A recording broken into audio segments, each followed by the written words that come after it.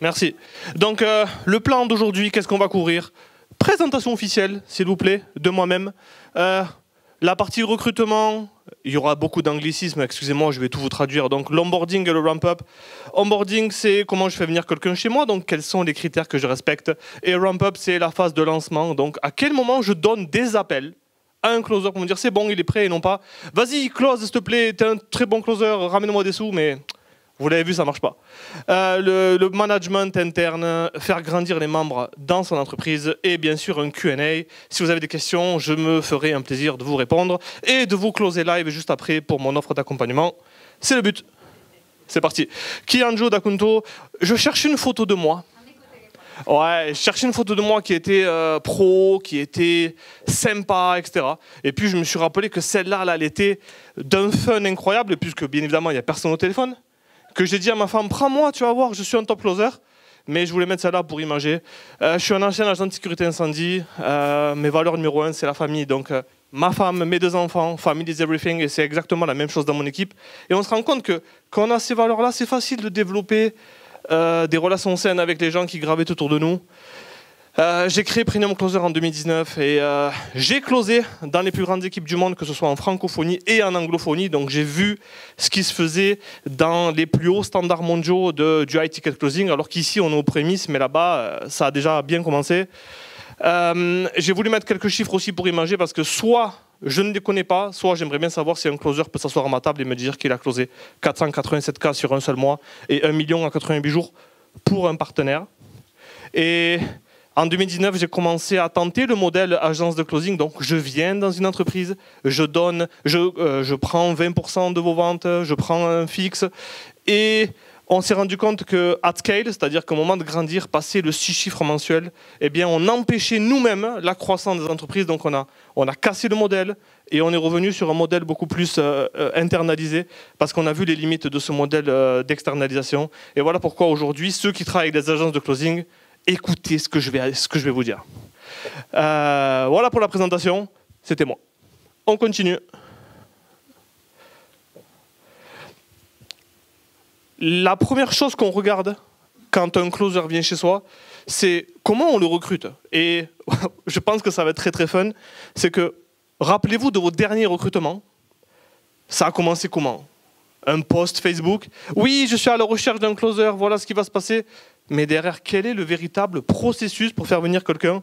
Et donc, on commence toujours, nous, par une interview, et je veux m'assurer que le premier filtre se passe, parce qu'on fait ce recrutement pour nos clients. Le premier filtre, c'est regarde notre marketing, qu'est-ce que tu as vu? La pertinence des réponses qu'on va avoir à ces questions-là vont déjà faire un filtre naturel. En 1, il y aura une pertinence de réponse, et en 2, il y aura l'implication qui a été mise dans ce fameux travail. Et une fois que je les ai fait rentrer dans ce premier moule, la deuxième chose que je fais, c'est que je leur demande, OK, quels sont tes objectifs? C'est quoi pour toi gagner de l'argent? Qu'est-ce que tu veux? Et en fait, on se rend compte qu'il y en a qui s'éliminent tout seuls. Et rien que quand tu sais lire ce genre de réponse, c'est là où tu fais, OK, ça, c'est le genre de personne avec qui je ne veux pas travailler. Est-ce que tu as envie de voir son visage chaque matin en meeting? Est-ce que tu as envie de le voir se développer avec toi? Rien que ça fait un premier filtre. Et réellement, à un moment donné, tu pourras prendre les meilleurs, essayer d'avoir les meilleurs, mais qu'est-ce que tu veux? C'est toujours valider ce qu'on appelle en anglais le culture fit. C'est que tu veux que cette personne s'inscrive dans le temps avec toi. Et donc, j'en parlais avec Osama la dernière fois, qui est dans mon équipe, c'est que maintenant, quand on recrute quelqu'un, et c'est un petit tip que je voulais vous donner, c'est qu'une fois que moi, je l'ai validé, je dis, OK, tu vas prendre un appel avec quelqu'un d'autre de l'équipe. Je veux voir si ça match aussi, parce que chez nous, on est tourné performance, on est tourné cœur, on est tourné, on a du fun. Mais si toi, tu ne te vois pas avec nous, ben, en fait, au bout du premier mois, on va droit dans le mur. Et ça, je serais vraiment curieux de savoir, est-ce que quelqu'un a déjà fait ce test du culture fit dans son équipe? Ouais, OK. Quel a été le retour? Très polarisant. Les gens n'ont pas fait l'entretien directement. De quoi? Je fais un entretien, je teste ça, et c'est très polarisant. Je vous accompagner à la porte. Ouais, mais au moins, tu sais quoi regarder? Exactement. Nice. Ça peut être super intéressant si à la fin de l'entretien que tu fais avec la personne, tu la fais venir dans ton... tu lui demandes si elle a envie de voir tes collaborateurs. Déjà, si elle n'a pas envie de voir les autres collaborateurs, c'est que c'est mort. Et ensuite, tu la laisses discuter avec les autres collaborateurs et c'est là où tu vois s'il y a du fit ou pas, quoi. C'est quelque chose qui est intéressant, mais surtout une fois que tu as recruté, c'est de laisser la personne voir si elle va contacter tous les départements. Tu vois ? Et ça, pour moi, c'est quand même c'est rédhibitoire si elle ne rentre pas dans l'équipe, qu'elle n'écrit pas en privé aux gens. Est-ce qu'on pourrait se prendre un appel? J'aimerais savoir qui tu es, qu'est-ce qui t'anime, parce qu'on va travailler ensemble sur le long terme. Le recrutement se termine, j'ai sélectionné mon candidat.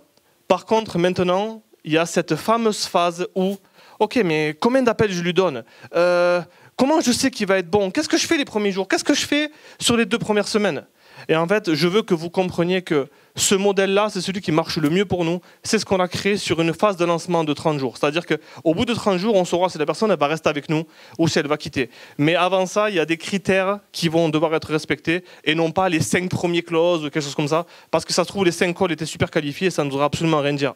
Donc, sur les 30 premiers jours, je veux qu'un seul maître à bord. C'est-à-dire que je ne vais pas le mettre, tiens, écoute ce closer, mets-toi ici, va là-bas. Non, tu écoutes notre meilleur élément. Tu vas en anglais ce qu'on appelle shadow, donc tu vas être son ombre. Et je veux que tu n'apprennes que de lui. Et non pas prendre, oui, alors lui, il a fait cette analogie-là, lui, il fait comme ça, parce que c'est le meilleur moyen de les perdre. Déjà qu'il y a un amas d'informations incroyables à apprendre. La première chose, c'est je suis le meilleur closer. La deuxième, c'est que sur les 30 premiers jours, et là, je vais voir vos poils et vos cheveux s'hérisser, c'est que je fais un call review tous les jours. Tous les jours, j'écoute un appel. Vous voyez, vous, faire venir un closer et tous les jours écouter un appel de lui, donc passer 1 heure, 1 heure et demie? Est-ce que vous le faites? Ok, le manager le fait? Ok. Qui est-ce qui contrôle le travail du manager? Est-ce que tu écoutes les call review du manager? Oui? Ok, mais comment tu sais qu'il fait du bon travail? Oui, mais comment tu sais qu'il continue à faire du bon travail? Ah, intéressant. On en parle après, des KPI. Et là où il y a vraiment un secret que je vais vous partager à vous, c'est que je ne leur montre pas leurs chiffres. Je ne veux pas qu'ils sachent où est-ce qu'ils sont, parce que la première chose qu'ils vont faire, c'est oh, tous les autres closent, moi je ne close pas, je suis nul, qu'est-ce qui se passe? Donc, ne regarde pas tes chiffres. Nous, on a un processus, tu ne regardes rien, tu fais confiance. Et voilà comment on s'en va vers la deuxième phase. On attend un EOD tous les jours, EOD en anglais qui veut dire End of the Day, c'est un rapport de fin de journée. Alors ça, c'est la partie la plus difficile à leur faire vendre parce que ils ne veulent pas remplir leur EOD, mais tu as besoin d'avoir un bilan de ce qui s'est passé chaque jour. Qui ici a une équipe de vente et qui reçoit chaque jour, chaque soir, qu'est-ce qui s'est passé sur la journée? Donc déjà, qui ici a une équipe de vente avec moi un closer? Ok. Qui ici a un rapport journalier de ce qui s'est passé? Damn. Pourquoi? Comment tu sais ce qui s'est passé? Comment tu sais avec quoi l'aider? Comment tu sais ce qui l'empêche de grandir? J'ai un chef de vente en Belgique. Moi, j'ai mon appli. Ok. Tu l'as recruté où? Je sais pas, je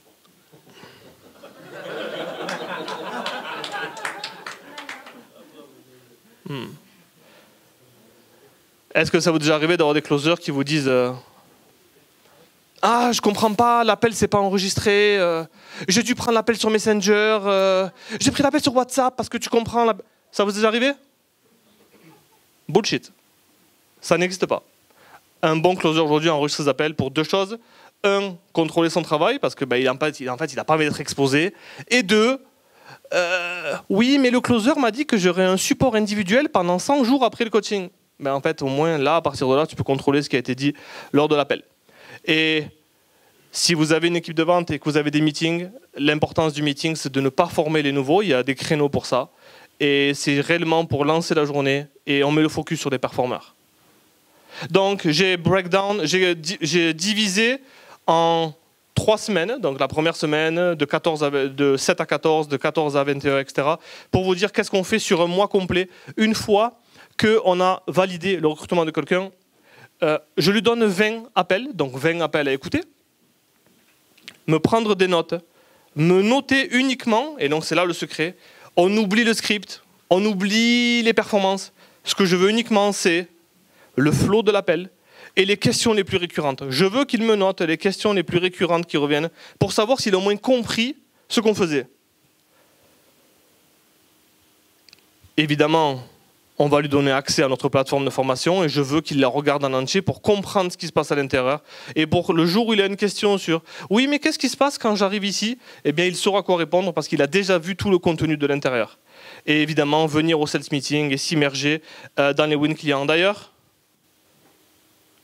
est-ce que vous avez un canal dans lequel vous partagez les win clients et où l'équipe de vente a accès? Ouais, ok. Combien de win clients sont partagés par jour? Ok. Et est-ce que les closers... Dimitri vient de perdre 3 kilos grâce à notre méthode. Il vient de nous laisser un super message. Tel client vient de faire sa première vente à 1500. Il vient de nous laisser un super message. Screenshot, ça va dans le canal des wins. Parce qu'en fait, un closer qui est certain, c'est un closer qui va closer. Et qu'est-ce qui rend la certitude d'un closer? C'est qu'il y a des résultats clients.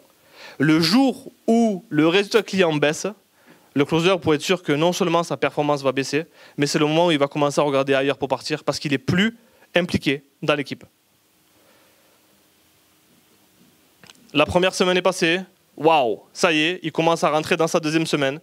Et là, par contre, ce qui va être important, c'est de voir comment, en lui donnant ses premiers appels, comment il va se comporter sur les appels lui. Est-ce qu'il a respecté le flow qu'on lui a donné par rapport à ce qu'il a noté?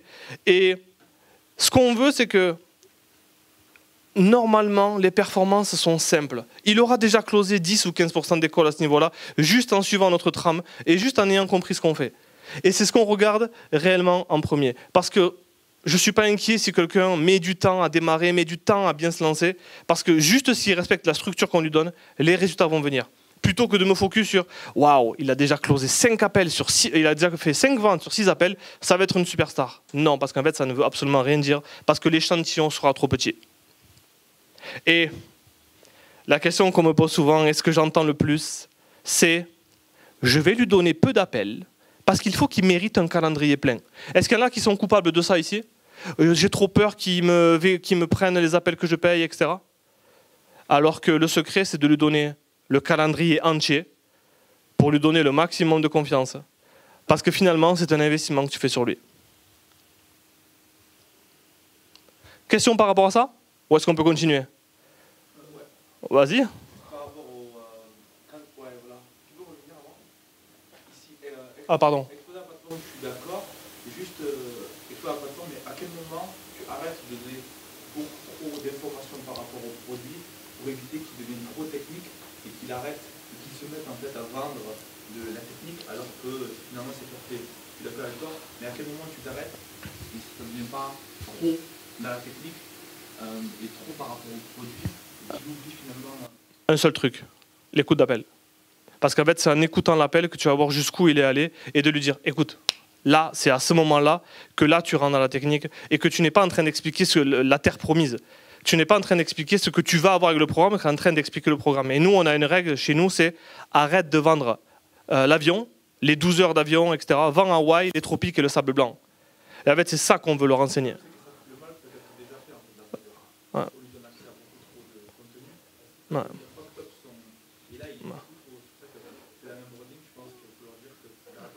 Ouais. Ouais, j'ai pas eu ce problème. Ouais.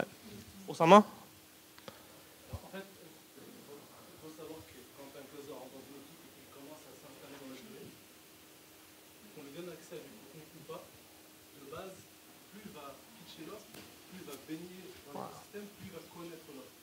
Donc il y a toujours un moment donné où le closer monte en compétence, il prend de l'expérience et il commence à avoir un down.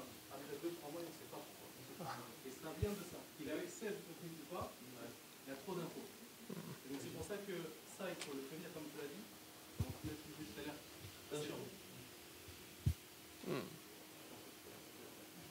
Donc le prévenir déjà en amont. Écoute, voilà ce qui vient de se passer. Marche pas.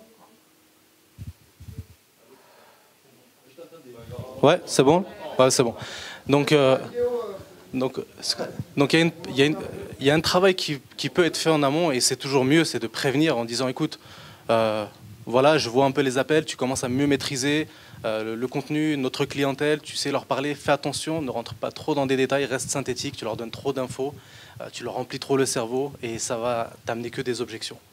Et donc, il y a cette partie où tu peux avertir et il y a cette partie où tu dois quand même les suivre parce que c'est un problème qui, avec formation, contenu, plateforme ou non, ça va arriver dans tous les cas. Vas-y. Tu as essayé l'inverse, c'est-à-dire que tu leur donnes pas la formation, tu leur donnes juste ce qu'ils ont besoin de savoir et ce qu'ils sont en mesure de pitcher.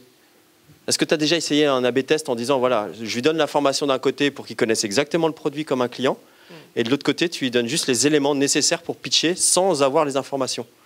Le vrai test a été fait sur moi. Quand j'arrivais quelque part, avant de faire ce que je fais, je closais pour plusieurs personnes. Et le fait de ne pas savoir ce qui se passe derrière, waouh, c'était super handicapant parce qu'il se passe un truc qui est grave. C'est, je sais pas, tu vois, ou tu verras plus tard. Ou en fait, le fait que j'essaie de combler ce moment-là, alors que je connais la formation par cœur. Oui, mais c'est quoi du coup la suite pour moi? Mais en fait, la suite, ça va être X, Y et Z. Exemple simple. Je suis guide, on va dans l'Himalaya ensemble. Et viens, je t'amène en haut. Deuxième chose, je suis guide, on va dans l'Himalaya ensemble. Sauf qu'on va s'arrêter de dormir ici. Il y aura des ours polaires là. On va dormir 3 jours ici. On va passer par là. Et en fait, étant donné que je t'ai mappé tout le reste, tu sais que je sais. Et pour ça, tu me suis. Mais après, c'est le niveau granulaire, justement.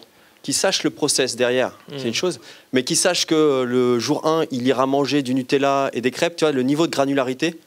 Est-ce que c'est quelque chose d'important pour un closer? Et est-ce que c'est pas contre-productif? C'est pas important pour le closer, c'est important pour le prospect. Le prospect il veut savoir où est-ce qu'il va, réellement. Parce que c'est bien beau de dire, t'inquiète, tu verras. C'est magnifique. Oui, ok, donc ce sera 5 000 € et t'inquiète, tu verras. Please. Ok. Les appels ont été pris. Et là, j'attends un niveau supplémentaire. Et il y a un mot que j'aime beaucoup, c'est le mot férocité. Alors, sauvagerie, férocité. Et par contre, ce qui est important pour moi ici, c'est que le process, normalement, est respecté. Il y a eu quelques clauses. Par contre, il y a quelque chose que je ne supporterai pas. C'est que, oui, c'est excellent, tu me donnes 24 heures, je te reviens. Ok, à demain. Si un closer fait ça au 14e jour, je vais le reprendre une fois. Et je vais lui dire ensuite, c'est que, hey, chez nous, la culture, c'est que les objections, ça n'existe pas. Et ton rôle, c'est d'arrêter de prendre des commandes et arrêter d'être un présentateur. Ton rôle, c'est d'aider les gens à prendre une décision qu'ils n'ont jamais prise tout seuls ou qu'ils sont capables de prendre tout seuls. Donc on va noter la férocité, à quel point il se bat pour son close, mais je vais amener ça aussi différemment, c'est à quel point il se bat pour aider cette personne à franchir ce cap. Parce que le meilleur pour cette personne est en achetant, normalement si elle a été pitchée. Et si je lui dis, écoute, dans l'équipe, nous, on veut que ce soit comme ça, et qu'il dit, ouais, mais moi, je suis pas trop à l'aise, comme on l'a vu avec une équipe qu'on accompagnait. Un des closers disait, ouais, mais moi, je peux pas aller sur ce terrain-là. Goodbye. T'as choisi le mauvais métier. Tout simplement. Le mot férocité parle à tout le monde.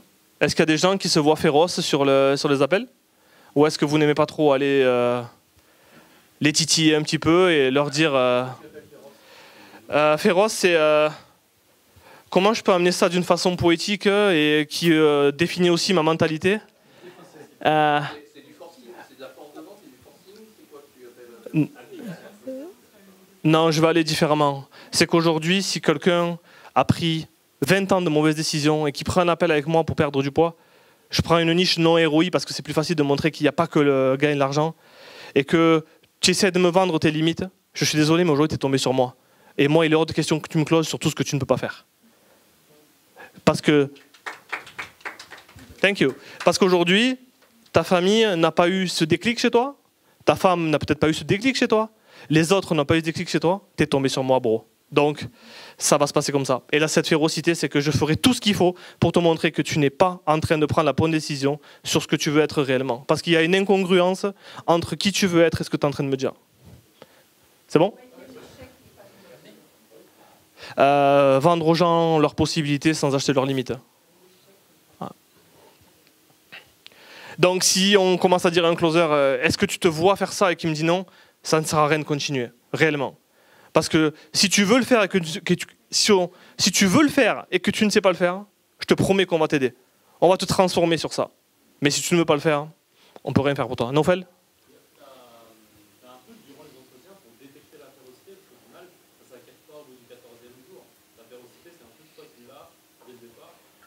Ouais.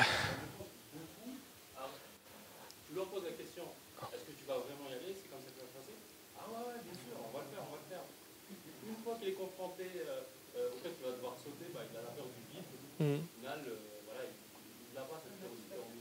Tu arrives à le détecter avant? Ouais. Faisons un jeu tous les deux. C'est une question que tu peux poser éventuellement à l'entretien. Parle-moi d'une fois et d'une expérience personnelle où tu as changé la vie de quelqu'un grâce à ton abnégation ou grâce à ton amour pour cette personne. Décris-moi cette histoire. Et là, tu verras la réponse qu'il y a. Excuse-moi, il m'a passé le micro en même temps. J'ai pas entendu ce que tu m'as dit. Oui, c'est en entretien, j'aime aller chercher sur des questions comme raconte-moi une histoire que tu racontes à personne dans laquelle tu as énormément grandi et qu'aujourd'hui tu serais fier de raconter dans un livre. Kind of. D'accord. Tu vois. Et là, je veux qu'il y ait ce. Je veux qu'elle prenne position pour elle, la personne. Tu vois, c'est comme quand je close, il y a des gens qui me disent je ne sais pas si je peux. Pourquoi t'abandonnes pas? Et là, je veux qu'ils se relèvent et qu'ils m'expliquent pourquoi ils ne peuvent pas abandonner. Et en fait, ils sont en train de se closer. Donc, je fais pareil avec les closers. Ok.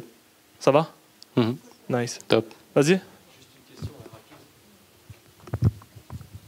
Alors, c'est très grand groupe, mais tu fais pas des tests avant de voir le profil? Parce qu'un closer, c'est un profil particulier. Il n'y a pas plus instable qu'un closer? Oui, bah justement. Mentalement.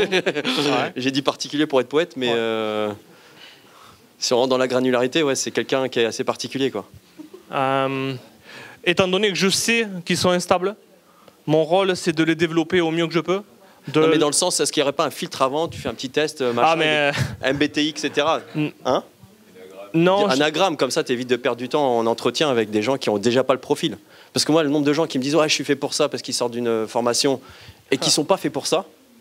Il y a quelque chose qui est rigolo dans notre procédure de recrutement en au moins 6 étapes. C'est que la première, on est sur un formulaire de candidature. 83% des réponses ne vont pas au premier entretien des soft skills. Donc les gens, rien que sur un formulaire, ils ne savent pas se vendre. Donc oui, on apprend à lire ce formulaire-là, mais par exemple, qu'est-ce qui te sépare des autres candidatures? Mon charisme naturel. Allez, next. Tu vois? C'est qu'est-ce qui te sépare des autres candidatures? Tu verras. Ben non. Voilà.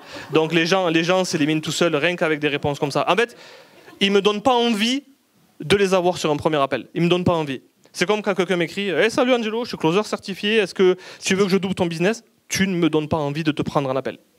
Tu vois? Il y en a un qui m'a fait une dinguerie une fois, je l'ai pris en appel parce que j'ai adoré. Il m'a dit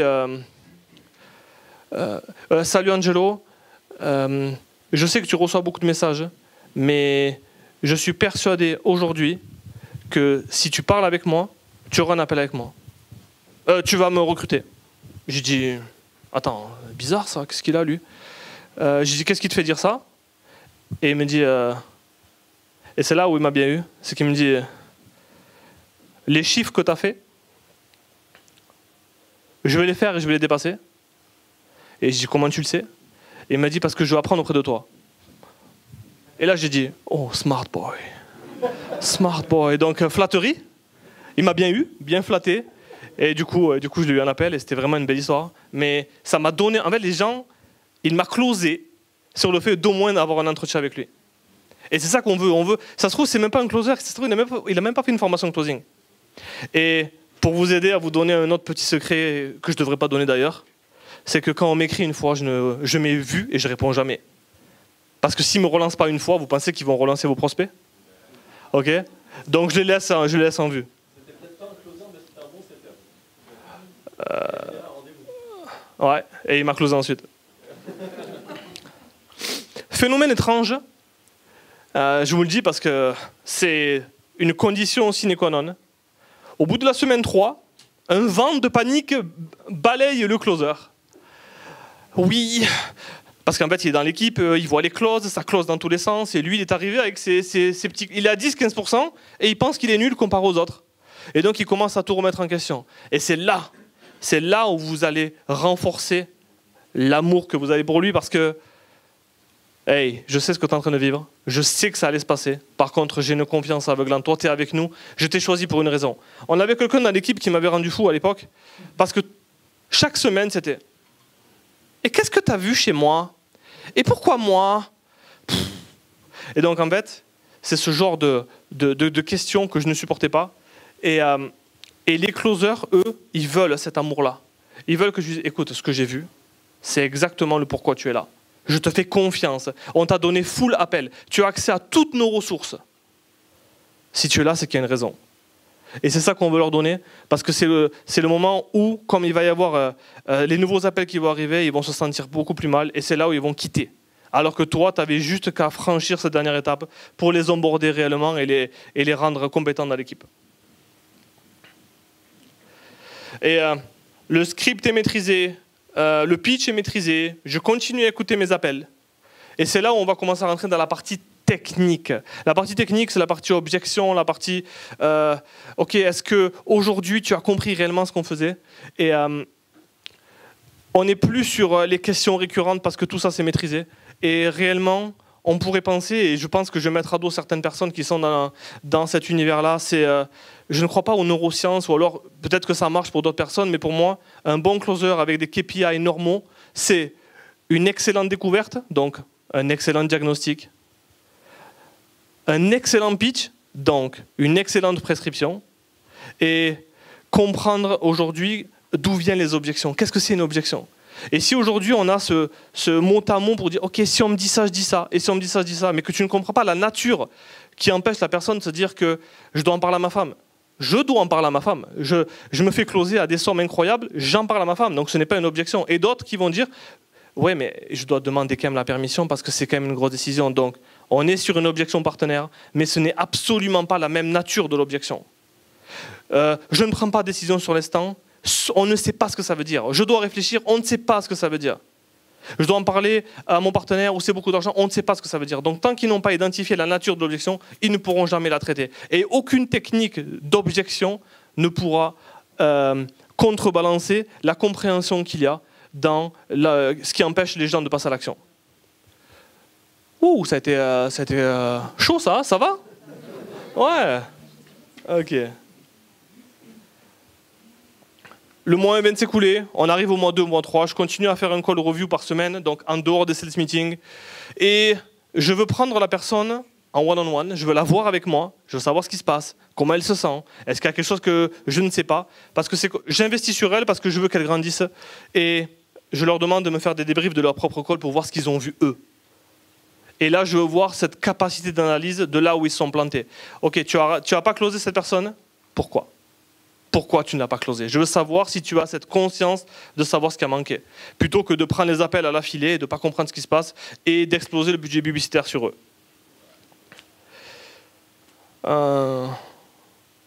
Ouais, on s'en fout. Photo si vous voulez, mais pas important. On est sur... vous aurez la présentation. On a fait démarrer quelqu'un dans l'équipe. Ça y est, elle est avec nous. Maintenant, comment on manage une équipe? D'ailleurs... Qui a des meetings au moins une fois par semaine avec son équipe de vente? Ok. Qui a des meetings tous les jours avec son équipe de vente? Je vais la refaire, parce que j'ai une hallucination visuelle. Qui a un meeting tous les jours avec son équipe de vente? Ok. Ok. D'un point de vue management, s'il vous plaît. D'un point de vue management, on a plusieurs façons de faire grandir les gens chez soi. La première chose qu'on regarde, c'est les one-on-one hebdomadaires, c'est-à-dire que chaque semaine, à heure fixe, comment vas-tu? Qu'est-ce que tu as envie de me partager? C'est quoi ton rêve dans la vie? Qu'est-ce que tu aimerais accomplir dans les 6 prochains mois? Comment mon véhicule peut t'aider à accomplir ce que tu veux? Tu vois? Qui est-ce que j'ai en face de... Quel humain j'ai en face de moi? Qu'est-ce qu'il veut? Qu'est-ce qui le fait vibrer? Pourquoi il est avec moi dans l'équipe? Comment je peux contribuer à sa croissance? Tu te rends compte, si tu sais ça, eh bien... Enfin, je vous pose la question. Si tu sais ce que ton équipe veut et que tu as ce lien avec eux, qu'est-ce qui se passe dans votre entreprise? Brainstormons? Hein? Pourquoi tu as envie de leur faire atteindre leur objectif?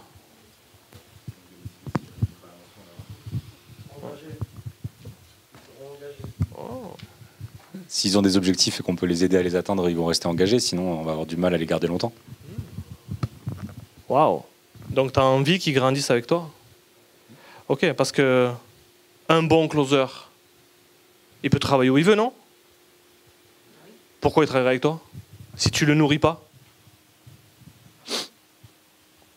Les meetings, donc tous les jours les meetings, et pour nous les meetings ont plusieurs. Désolé, alors là c'est la partie la plus boring, désolé, mais les meetings ont deux choses importantes. La première c'est que... Oui.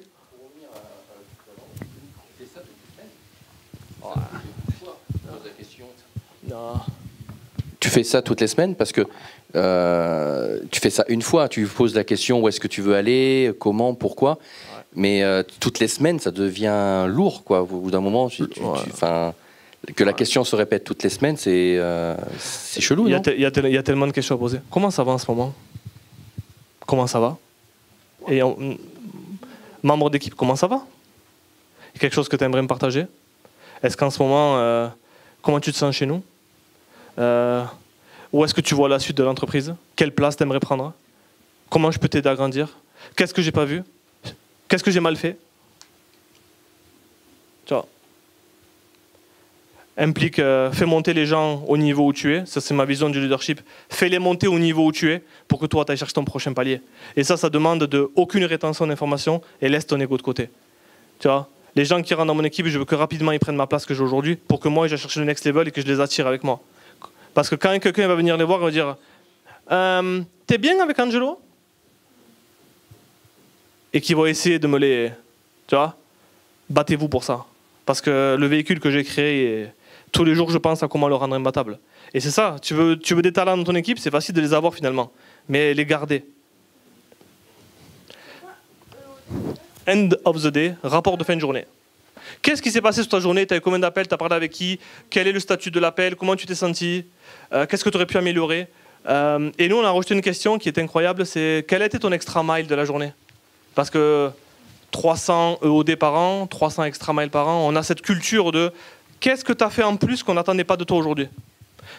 Féliciter une équipe de vente que tu ne gères pas. Tu vois, par exemple, Osama ne gère pas une équipe de vente, par exemple, d'un autre client.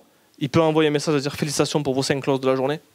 Pour moi, c'est un extra mile et c'est cette culture qu'on cultive pour qu'à chaque fois, il y ait wow, l'autre a dit ça, ben moi aussi je veux faire un extra mile, je veux écrire à quelqu'un, je veux le féliciter. Et en fait, quand on est comme ça, bah, les clients adorent recevoir ça. Les clients adorent recevoir ce genre de message. Good. Le sales meeting, pour nous, il a deux choses. La première, c'est qu'il est hors de question qu'ils prennent un appel sans qu'on se soit vu, sans que j'ai vu leur tête. Est-ce qu'ils se sont lavé la figure ce matin? C'est important. On a déjà eu quelqu'un qui a ouvert la caméra et qui est désolé, je ne suis pas apprêté. Ben non, désolé, nous on veut te voir. Et je veux les coacher sur ce qui s'est passé la veille. Et ce qui s'est passé la veille, je l'ai vu dans les OD. Donc, quelle objection tu as reçue? Ben, c'est dingue, tu as eu 4 appels, 4 non-closes, 4 fois je vais réfléchir. À mon avis, il y a un travail à faire sur cette objection, non? Donc, on va immédiatement partir écouter un appel. Et quand je vois les bilans, et j'adore lire ça, c'est quand je vois appel avec Stéphane, ça s'est super bien passé, il embarque dans 15 jours. C'est évidemment l'appel que je dois écouter. C'est celui où il y a le moins d'awareness possible. J'ai fait une tâche, je mets un pot de fleurs sur la tâche. C'est exactement pareil. Et c'est comme ça qu'on fait nos trainings. Et je veux qu'ils repartent de là en disant « Ok, la journée peut commencer, je suis en feu, c'est parfait. Voilà. » Les OD, pareil, on a un canal qui est exprès, ça s'appelle EOD. Waouh, je suis allé chercher très loin. Et l'idée, c'est que tout le monde remplit son Windows D à la fin de la journée. Et ce qui est rigolo, c'est que parfois, on en reçoit certains le matin. Et moi, je mets des yeux en dessous. Tu vois, l'emoji, les yeux, pour dire s'il te plaît. Tu vois, et en fait, les gens, dans l'équipe, les gens s'ajustent. Mais ce qu'on veut, c'est savoir, je t'ai envoyé 8 appels dans le calendrier. Enfin, je t'ai envoyé 4 ou 5 appels dans le calendrier. Je veux savoir ce qui s'est passé. Parce qu'on va aussi collecter les métriques pour les mettre dans notre tracker et savoir réellement ce qui s'est passé. Quand tu commences à avoir une équipe de vente, tu as eu 20 appels qui sont arrivés, on en a eu 15. Hop, déjà, on est à 15 sur 20 sur la journée. Pourquoi? Et pourquoi c'est toi qui as le plus gros taux de no-show? Et en fait, ça nous permet de travailler sur des points spécifiques. Voilà pourquoi on a besoin de tout traquer. Et ce bilan de fin de journée, il y a quelque chose qui est important aussi. Je parle toujours d'awareness, de conscience. Je veux qu'un closer ait de la conscience sur là où il en est dans les chiffres et pourquoi il ne close pas. Et la dernière chose sur laquelle je veux qu'il ait de la conscience, c'est quel est ton plan? Admettons que j'ai fait une projection de 5 ventes cette semaine, 5 jours par semaine, 5, Vous comprenez que le jeudi, on est à 4, que le mercredi, on devrait être à 3. Sauf que le mercredi, il est à 1. Pourquoi tu es à 1 sur 5?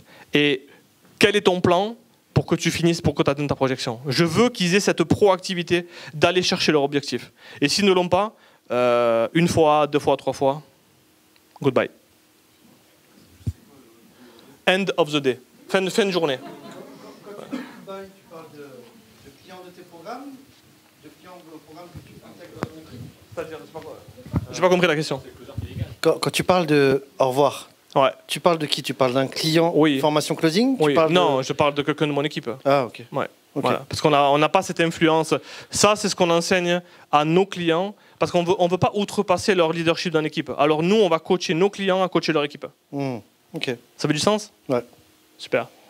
Il y a aussi ce qu'on appelle l'ascension dans la compagnie, c'est hey, quelqu'un rentre chez toi, qu'est-ce que tu vas faire pour lui?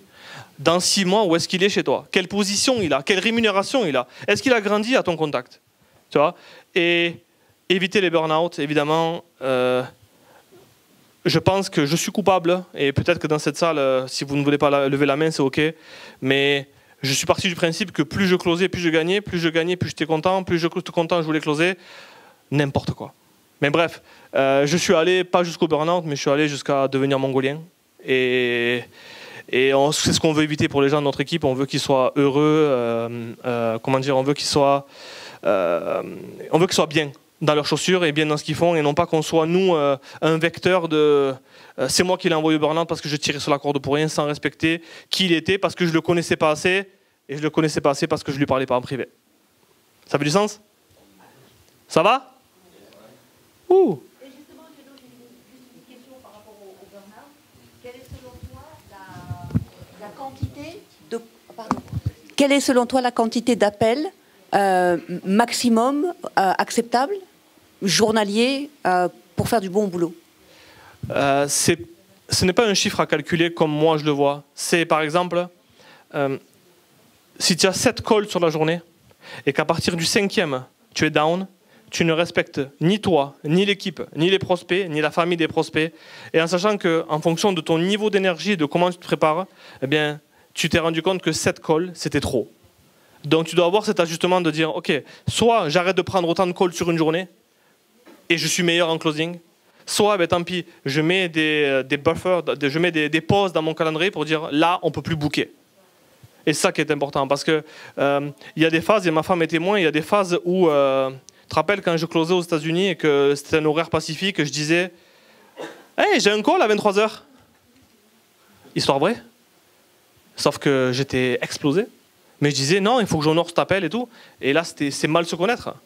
Donc finalement, je ferme le calendrier à telle heure et ils bookeront pour demain matin. C'est pas grave. Voilà. Et on a tellement une culture poussée vers on s'aime beaucoup, je veux le meilleur pour toi, mais on est vraiment, il y a des hauts standards, on veut beaucoup la réussite chez nous. Quelqu'un qui dépasse les 30 jours avec nous, c'est sûr qu'il va rester longtemps, parce qu'en étant avec nous, tu grandis, tu viens dans des masterminds comme celui-là, on va à Orlando, à FHL, on part en équipe. Enfin, je veux qu'avec moi, ils aient besoin de ne pas regarder ailleurs, que ce soit financièrement, mais aussi pour grandir. Et je disais tout à l'heure, tous ceux qui vont venir frapper à leur porte, je veux qu'ils soient éconduits. Ah, genre, désolé, j'ai quelqu'un. Et non pas, oh, peut-être que chez toi, c'est mieux que là où je suis. Parce qu'en fait, c'est comme ça qu'on ne garde pas les talents. Et chaque fois que je vais rencontrer quelqu'un, je veux savoir qu'est-ce que tu veux professionnellement et qu'est-ce que tu veux dans la vie.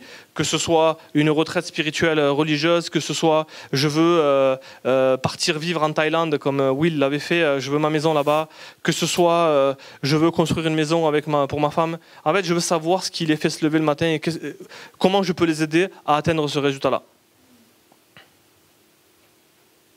Le rapport NOD, je vous en ai parlé tout à l'heure. C'est ici où je vois où chacun se trouve dans le meeting. Je veux savoir où est-ce qu'ils sont en termes de chiffres, où est-ce qu'ils sont en termes de data.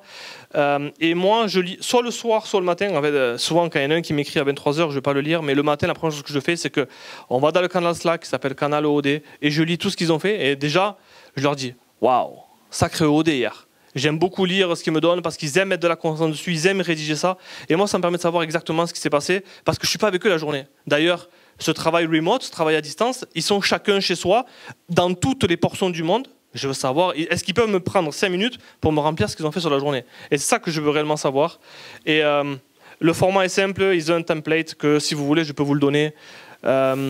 J'ai projeté 5, je suis à 2. Quel est mon plan pour atteindre ma projection? Voilà combien j'ai eu d'appels aujourd'hui, voilà combien se sont présentés, voilà combien d'appels j'ai pitché. En fait, réellement, on veut savoir les métriques. Et c'est la base. Quand tu commences à mettre de la publicité payante, que tu as un coût d'acquisition que tu dois calculer par rapport au nombre d'appels qui est pris, ben désolé, tu dois avoir ces métriques-là pour ajuster le marketing. Les meetings. Alors, je sais, tout le monde a son propre secret pour les meetings. Nous, on commence non pas par les win perso, mais par les win clients. Je veux qu'ils me disent, parce qu'on a nourri le canal win client, et je veux qu'on se rappelle à quel point ce qu'on fait, c'est exceptionnel. Et de ne pas sous-estimer les wins des clients, parce que parfois il y en a un qui dit ouais, j'ai eu mon record, et un qui va dire ben, mon closer a fait sa première vente, ou j'ai fait mon premier pif, paid in full, paiement une fois. On veut célébrer la victoire de tout le monde en fonction du niveau où ils sont, parce que s'ils le célèbrent, si on leur dit qu'il n'y a rien à célébrer, en fait ils vont arrêter de célébrer, ils vont arrêter de mesurer le chemin parcouru. Et donc moi je veux que mon équipe se rappelle que ce qu'on fait c'est exceptionnel, et donc tous les jours je leur mets la tête dans les wins clients. Sur le plan individuel, que ce soit les setters ou les closers, tout le monde sait ce que c'est un setter? Quelqu'un ne sait pas ce que c'est un setter? Perfect, j'ai bien fait de poser la question. Le setter est un milieu de terrain qui fait un centre. Le closer est un attaquant qui met le ballon au fond. Si le setter est bon, c'est une galette. Si le setter n'est pas bon, c'est une touche et tu dois tirer de la touche. C'est bon? J'ai bien expliqué? En fait, set, placer un call. Ouais. Set, setting, placer un call. Donc, il y a quelqu'un qui vient dans ce qu'on appelle le nurturing du lead. Donc, je vais expliquer. L'acquisition du lead arrive. Le lead est venu. Il est là. Il est autour de toi. Sauf qu'il n'a pas encore pris d'appel. Donc, tu as plusieurs stratégies pour prendre un appel. Et aujourd'hui, pour faciliter ce contact entre quelqu'un, par exemple, qui a opt-in sur ta liste. Opt-in, c'est bon? Il a opt-in sur ta liste, il n'a pas pris d'appel. Donc, il s'est perdu un peu dans les méandres de ton tunnel. Qu'est-ce que tu peux faire? Soit tu te dis, ok, j'ai payé, merliche, c'est pas grave. Ou, je vais l'appeler. Parce que peut-être qu'il y a quelque chose qui s'est passé qui l'a empêché de booker. Donc, qui va appeler? Le setter. Autre exemple de setting. J'ai un groupe Facebook, j'ai quelqu'un qui rentre dans mon groupe Facebook. Qu'est-ce qu'on fait? On le laisse rentrer ou est-ce qu'on l'accueille et on voit si on peut l'aider? C'est un setter qui va le faire. Et donc, c'est quelqu'un qui va set a call. Il va placer un appel pour que le closer close.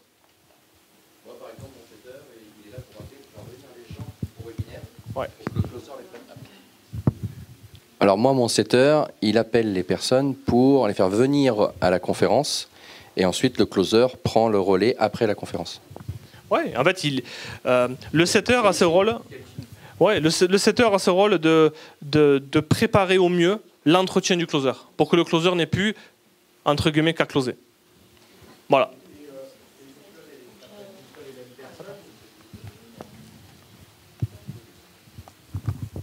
Est-ce que tu recommandes que ce soit une seule et même personne ou c'est deux personnes différentes?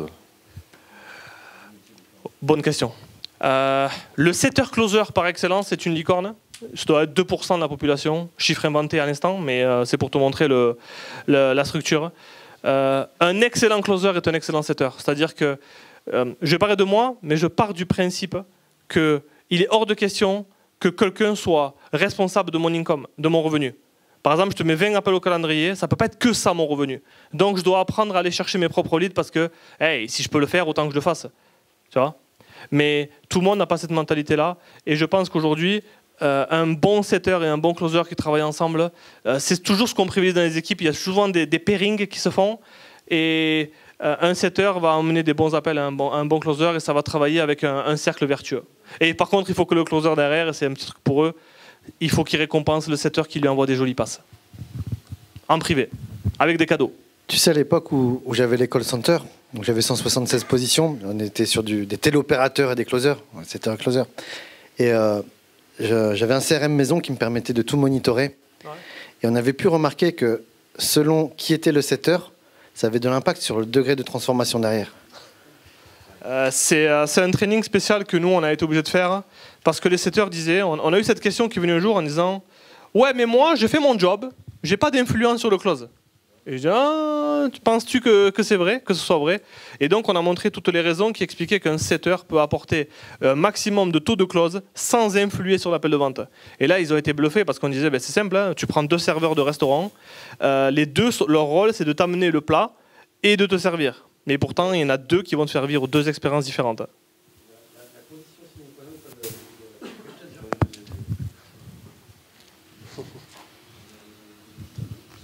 Le seul critère qui faisait un changement en fait dans le taux de conversion du closer derrière, c'était le respect du message lors du setting. Je ne parle pas d'utiliser par cœur. Je parle de respecter le message. Et on a même fait des A/B tests en laissant un petit peu de freestyle versus être à cheval sur le message. Et on voyait bien que le message respectait le taux de conversion derrière. Après, ça devenait invariable en fait. Un truc simple. Le setter fait la passe au closer, il crée une conversation à 3 sur Messenger ou sur WhatsApp. Le setter envoie un message pour dire salut Rudy, je te présente Stéphanie qui vient de prendre un appel avec toi. Et je te promets, tu vas beaucoup adorer cet appel parce qu'elle m'a parlé de son projet, tu vas adorer. Donc j'espère que tu vas bien prendre soin d'elle et j'ai hâte, Stéphanie, que tu me racontes comment s'est passé l'appel. Rien que ça. Rien que ça. Tu assures normalement la présence du prospect sur l'appel pour éviter le no-show. Mais comment se sent Stéphanie après ça? Vous voyez? Donc voilà comment rien que cette petite attention, donc on en revient à quoi? À l'intention. Tu vois, est-ce que tu as envie que Stéphanie elle ait un super moment en appel avec le closer? Oui.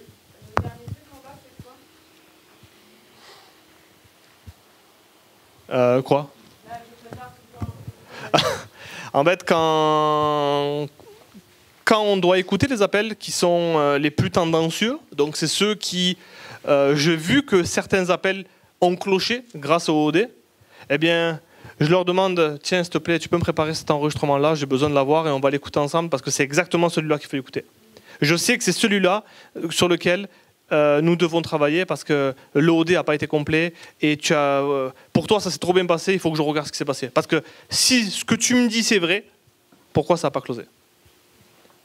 Tu comprends?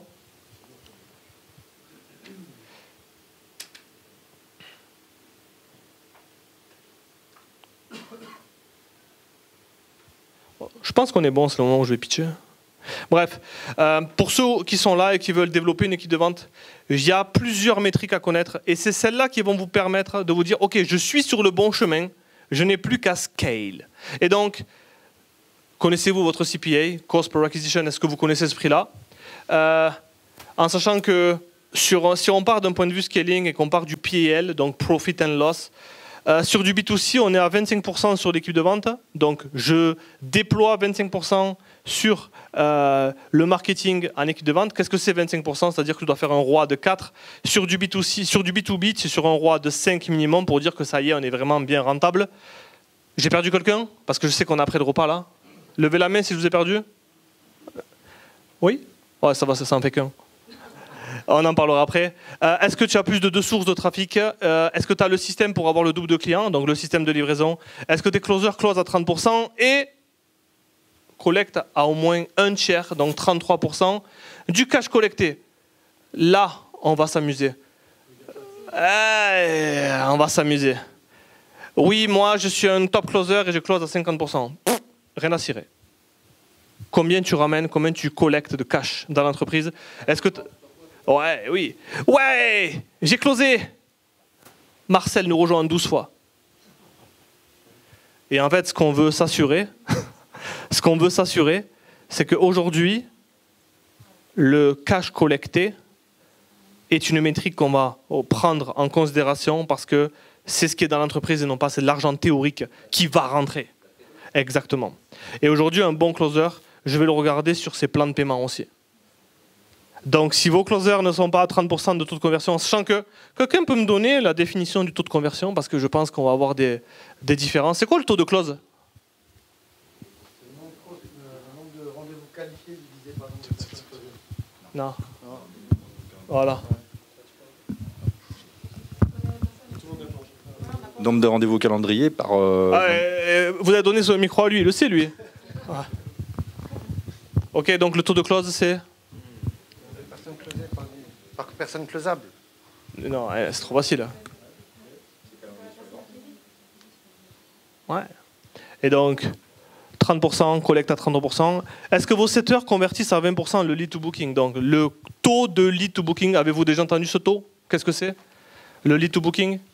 C'est combien de leads je donne à un setter et combien il me book de call avec ça? Je vous ai perdu? Ok.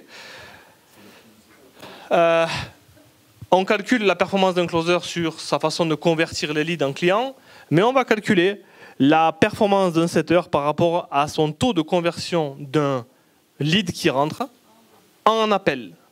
Et donc on appelle ça le lead to booking rate, le taux de passage d'un lead en appel. Et donc ce qu'on veut, c'est qu'il soit au moins à 20%. C'est-à-dire que je leur donne 100 leads. Est-ce qu'avec 100 leads, tu me bookes 20 appels? Ok?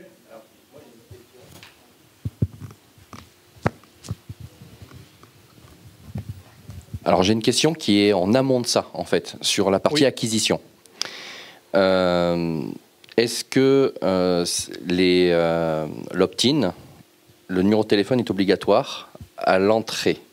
Ou est-ce que, parce que du coup, pour ma part, je teste et on a quand même plus de résultats en ne mettant pas obligatoire le numéro de téléphone en entrée. Et quand une fois qu'il est dans le tunnel, on lui fait des rappels pour recevoir, des rappels SMS, des choses comme ça, où on récupère l'email sur d'autres canaux. Quel est ton avis là-dessus? Excellent. En fait, quand on opt-in et qu'on demande nom, prénom, email, numéro de téléphone, nom, prénom, email, c'est obligatoire.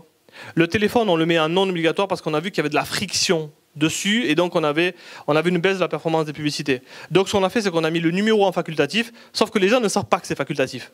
Donc ils le mettent quand même et on récupère le numéro de téléphone. Et là, et je ne pense pas que je l'avais prévu à vous le dire, mais ce qui va être super important, c'est la vitesse à laquelle tu contactes le numéro de téléphone. À votre avis, en combien de temps il faut contacter un numéro de téléphone qui vient d'opt-in?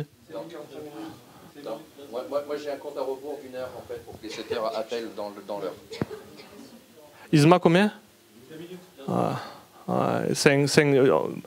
Comme dirait dans Taxi, MD10, donc moins de 10 minutes.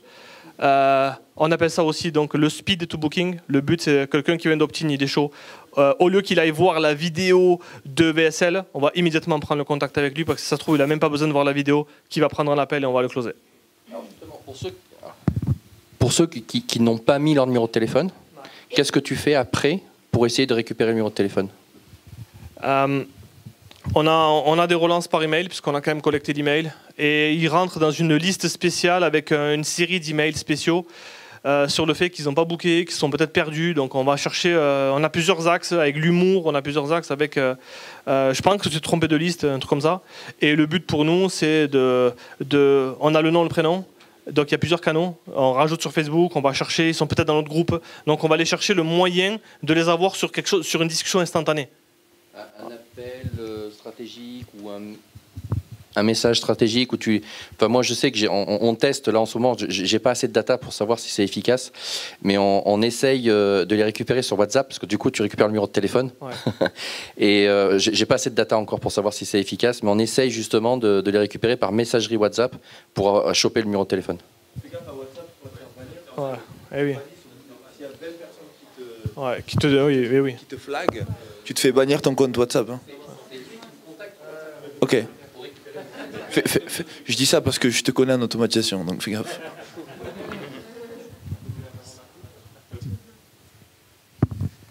Yes. Ouais, deux questions. Quand tu parlais de 30% de close, j'ai pas compris. Toi, tu prends en compte les no-shows ou pas? Appel au calendrier. Appel au calendrier, ok. Sur close. Parce qu'en fait, ils sont responsables du taux de no-show. Ouais, d'accord. Ouais. Et très intéressant le speed booking. Et c'est vrai que Hormozy disait que c'était un de ses game changers. Comment tu gères une team quand tu veux faire du call à 5 minutes, 5-10 minutes? Parce que au niveau des process, au niveau de tout ça. T'es prêt? Vas-y. Are you ready? Okay. Tu réponds au téléphone tout le temps. Ouais. Alors, on va faire un truc simple, c'est que techniquement, l'opt-in arrive sur votre Active Campaign, ok, ou votre autorépondeur. Active Campaign, Zapier, Slack. Application non de ton programme ou opt-in non de ton programme, opt-in machin ou opt-in 1 ou 2, en fait c'est toi qui mets les noms de code. Notification dans Slack, immédiatement, soit tu as un setter ou plusieurs setters, le but c'est que le setter vienne clamer le lead, ok, je gère, je suis dessus. Et en fait comme on a la notif et que les setters sont sur une journée normale et pour certains c'est de différents fuseaux horaires, je ne vais pas leur dire appelle quelqu'un à 1h du matin, il ne faut pas être débilos non plus, mais l'idée c'est qu'on a la notif, Ah, il y a quelqu'un qui est rentré, il a opt-in maintenant. On sait qu'il est soit sorti du tunnel, soit il est en train de regarder la vidéo. Donc quoi qu'il arrive, il faut qu'on lui parle. Ok. Et est-ce que tu fais ça porte d'entrée à l'opt-in ou par exemple les gens qui commencent à remplir un formulaire et qui vont pas jusqu'au bout parce que du coup à l'opt-in ça fait énormément de volume. Justement, on fait ça à l'opt-in parce que c'est là où on a des super taux de résultats. Mais ce que tu dis là, c'est intéressant. On a essayé sur une pub de ne pas mettre le calendrier et de mettre un typeform en premier, qui une fois que le typeform était rempli, on allait sur une page de réservation. Et on s'est retrouvé avec une friction, c'est que les gens ne comprenaient pas qu'il y avait une redirection vers la page de réservation, donc on avait le formulaire rempli, mais on n'avait pas le booking qui était validé. Et ça, sur la publicité, on avait des chiffres en dessous, et voilà pourquoi aujourd'hui on a d'abord la page de réservation, puis après il remplit les questions. Ok, merci. Plaisir. Micro en premier. On a eu le même souci, et pour info, Typeform et Calendly par exemple s'intègrent hyper bien et tu peux transférer l'information de l'un à l'autre. Et du coup, si jamais il n'y a plus qu'à choisir l'heure, alors que tout est pré-rempli dans le Calendly, là la friction elle saute de 95% des cas. Nice, merci. Vas-y Isma. Ouais, un truc que tu peux faire, c'est tu mets des astreintes pour les setters, de manière à ce qu'ils soient le plus réactifs possible. Tu peux les mettre de 8h à midi, après une autre équipe de midi à 16h, de manière à avoir 5 ou 6 personnes qui sont là pendant les heures de pointe. Et un truc qu'on a fait, c'est tu envoies ton opt-in sur un Wistia ou sur une vidéo et tu as un truc qui s'appelle plus 10 qui permet de taguer le pourcentage de vues de ta vidéo de façon à pouvoir filtrer en fait l'opt-in et aller mettre en priorité les prospects qui ont vu 50%, 90% de ta VSL et pour une raison ou pour une autre, ClickFunnels, leur bouton est claqué au sol, il apparaît une fois sur deux, ben ça permet de pouvoir taguer ses prospects et être en mode sniper pour pas forcément épuiser parce qu'au début tu veux pas juste avoir 87 heures, tu veux être efficient, avoir 2-3 personnes dans ta core team pour les scaler. Donc 20-80 sur du labor parce que c'est pas scalable le labor.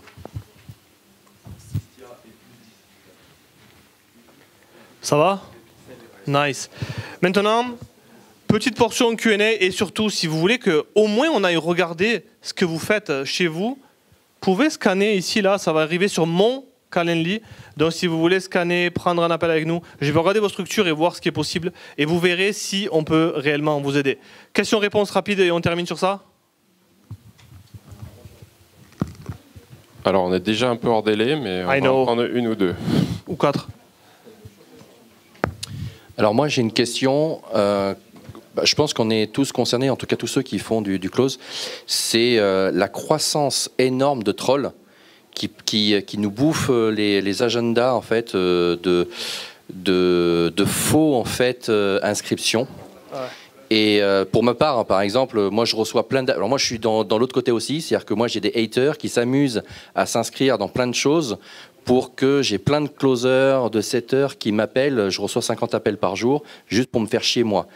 Donc je présume que de l'autre côté, c'est vous qui êtes impacté en fait avec tous ces prises de rendez-vous Calendly. En fait, ça bloque parce que malheureusement, ça bloque la tranche des 20 minutes, 30 minutes d'appel pour rien. Comment tu vas gérer ça? Et de deux, en fait, au niveau de l'impact auprès du closer, parce que si tout son calendrier est rempli de trolls comme ça, la motivation baisse. Comment tu gères ça et comment tu gères ça avec eux? Ok, ça c'est une excellente question. Est-ce que quelqu'un a déjà entendu parler du métier de sales coordinateur? Non. Wow, nice. Si vous n'avez pas de sales coordinateur, vous pouvez le faire vous-même. D'ailleurs, c'est ce que moi je fais. C'est moi qui... On a une automatisation, encore une fois, dans laquelle le formulaire arrive sur un Slack et on a immédiatement des candidatures qui sont faites. Donc, on a un bon formulaire de questions. Et à partir de là, en fonction des réponses, il faut que rapidement... Donc, on a une notif, donc on peut regarder dessus. Tiens, un appel a été booké. Soit on annule, soit on envoie un setter, soit ça reste au calendrier. L'idée, c'est qu'à la vitesse à laquelle on va intervenir dessus, ben pour ceux qui comprennent un peu le système, on a un pixel qui marche. Si le pixel, on n'annule pas ce genre d'appel, il va continuer à dire « Hey, je suis bon dans ce que je fais ». Donc il va commencer à déployer la pub vers ces personnes-là. Alors que si tu annules direct, tu envoies un signal comme quoi l'événement de conversion n'a pas été bon. Tu vois, ce que tu envoies là, c'est nul. Et on annule immédiatement.